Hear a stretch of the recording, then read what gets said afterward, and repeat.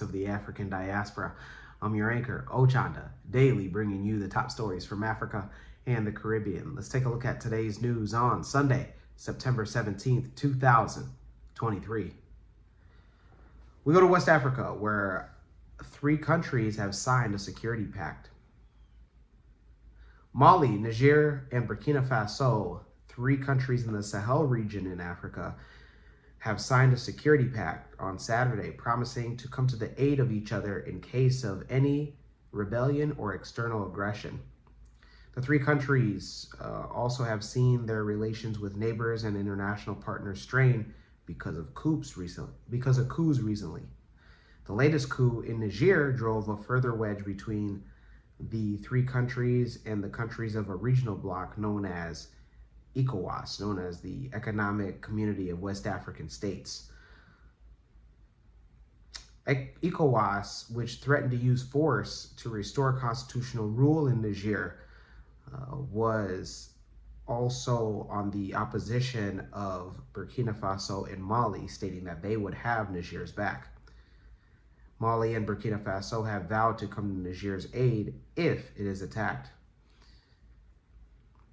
The pact, in the charter in the pact, had stated that any attack on the sovereignty and territorial integrity of one or more concentrated parties will be considered an aggression against the other parties.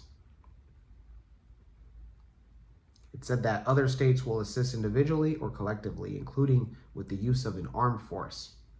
All 3 states were members of the France-supported G5 Sahel Alliance joint force with Chad and Mauritania, launched back in 2017. Mali has since left the organization after a military coup, which ousted Niger's president, Mohamed Bazoum. And also, Mali had said that the force is now dead following Mali's departure. Relations between France and the 3 countries have soured since the coups. France has been forced to withdraw its troops from Mali and Burkina Faso, and is currently in a standoff with the military power that seized in power in Niger after it asked to withdraw its troops and its ambassador from its French embassy. France has refused to recognize the authority in Niger. Those in Niger, well, let us know on how you feel, knowing that there is now a security pact official written document from your guys' neighbors of Burkina Faso and Mali. Let's go to the North Africa region and turn to the aftermath of the Libya flooding. People in Libya have been left without fresh water since the floods contaminated sources. Residents who survived the devastating flood in the eastern coastal city of Derna were faced with the threat of displaced landmines in surrounding areas on Sunday. Residents said that they had to think on whether to wade through areas where landmines were displaced by raging torrents that swept away entire families in the wake of this week's floods. Many who had to travel through the areas had to think twice because they didn't have fresh water in their homes as the flooding contaminated local water sources. Rescue efforts are ongoing for the search of survivors in the rubble after a devastating storm broke 2 dams back in Derna on Sunday. The death toll is in the thousands, with 8 groups citing different numbers. Those numbers have been disputed by authorities with the Libyan Red Crescent, and it is not exactly clear on how many people have lost their lives in the floods. The oil-rich nation of Libya in Africa has been in turmoil long since Muammar Gaddafi was toppled back in 2011. The country has been divided between rival administrations in the east and west of the country, and the administrations have had no record of a successful cooperation. A number of countries, including Egypt, Israel, and Russia, have sent aid, but delivering them has been hampered given the widespread destruction of roads. Officials have opened an investigation into the collapse of the 2 dams that unleashed a vast torrent of water into Derna. Minister Osama Hamad, who was appointed by the House of Representatives in Libya to lead the investigation, said that the probe would be looking into how money earmarked for maintenance of those dams was mishandled. Questions have also arisen over reports of 2 cracks in one of the dams that have been reported and been known about as far back as 1998. Those in Libya, let us know if you are one of the individuals close to Derna, or if you were affected by the flooding in the area. Well, let's go to East Africa, where Al-Shabaab had ambushed some convoys. Heavy fighting broke out in Somalia in the Bakul region between Ethiopian troops and Al-Shabaab fighters who were ambushed by a military convoy on Sunday morning. Al-Shabaab militants ambushed 2 convoys of Ethiopian troops from Yid and El Barde and headed to Wajid, in Bakul regional capital of Hudur. The attack led to a fierce battle. The heavy fighting caused casualties on the Ethiopian troops who were going to Wajid. Officials in the Bakul region said that the fight had been ongoing for some time in the early morning, although they did not provide any further details.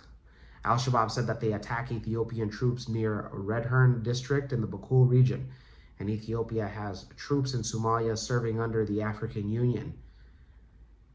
Al-Shabaab continues to conduct attacks both within Somalia and its neighboring states, targeting civilians, the Somali state, and the African Union. In August of last year, Muhammad, the head of state, launched a total war against Al-Shabaab in the first phase. Somali forces concentrated on the regional or central regions of the country, supporting local clans that were rebelling against the enemy of state, Al-Shabaab. Those in Somalia, let us know on how you have been dealing with the state going against the enemy of the state, Al-Shabaab. Let's go to the Caribbean. And there we go to Antigua, where a new aircraft has landed. Operations for the Antigua and Barbuda Defense Force have expected to see a boost with the addition of a new aircraft to its air wing. The aircraft, named the Alpha 2, is one of the 2 9-seater aircrafts in the Defense Force's fleet. According to the Lieutenant Colonel Orlando Michael, along with the Alpha 1, the aircraft of the Alpha 2 is expected to carry out duties including medical services, movement of troops, humanitarian, disaster recovery, and search and rescue efforts. Another role for the aircraft is to transport heads of government when there are no commercial flights available. The services of the air wing are not limited to Antigua and Barbuda, but are extended to the 11 other countries in the regional security system. An air wing is essentially a military aircraft unit that may have dozens of aircrafts. These vehicles may also transport the sick or the injured to a hospital via a helicopter or a plane. The region was established in the early 1980s with the purpose of ensuring the stability and well-being of member countries while fostering regional security. The RSS includes 12 countries: Antigua and Barbuda, St. Kitts and Nevis, Montserrat, Anguilla, British Virgin Islands, Dominica, St. Lucia, St. Vincent and the Grenadines, Grenada, Martinique, Guadeloupe, and Barbados. Those in Antigua, let us know your thoughts, especially if you're in the military force. That's a nice looking aircraft. Let us know if you're one of the pilots that might be able to get to fly one of those. We want to hear directly from you. Let's stay in the Caribbean and go to St. Kitts and Nevis, where they top a recent index.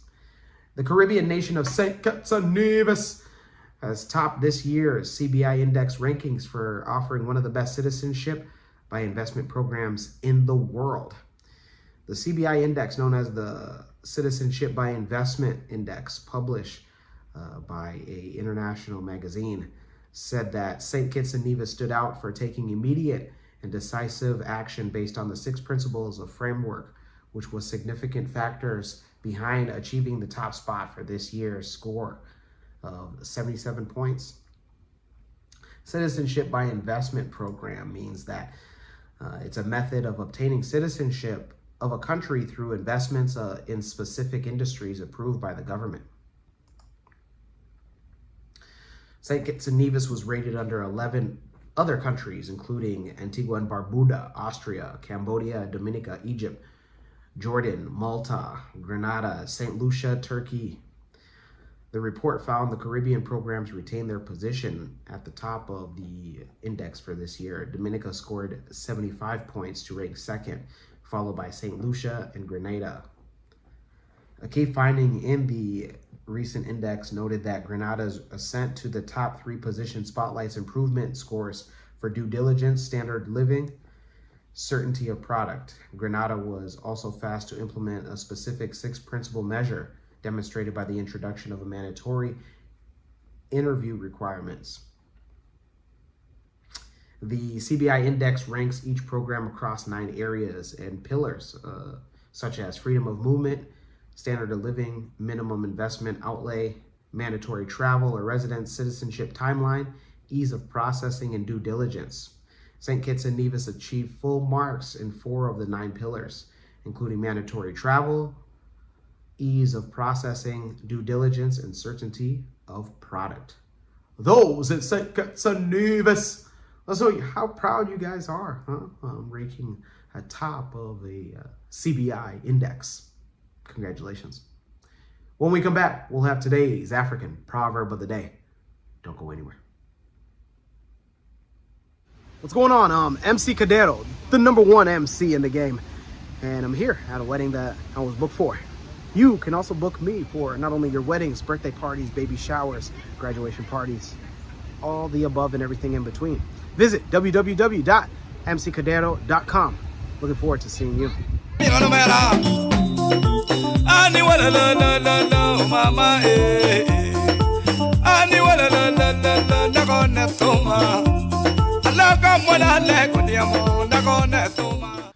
Welcome back. Let's take a look at today's African proverb of the day. And it comes to us from Côte d'Ivoire, Ivory Coast. What's going on? And it reads, too much discussion leads to a quarrel. Once again, too much discussion leads to a quarrel. Ivorian proverb. Talk less. You know, a wise poet, DMX said, talk is cheap. Do more. People, especially, around others. Most people want to just see results, want to see work. So talk less, do more, and you won't have to argue. Let me know your interpretation of today's African proverb of the day, as well as your thoughts, views, questions, comments, and concerns on the top stories. Don't forget to hit that like button. Make it your best friend. For Kush News on Kush Convos TV, I'm Ochanda. We'll see you next time.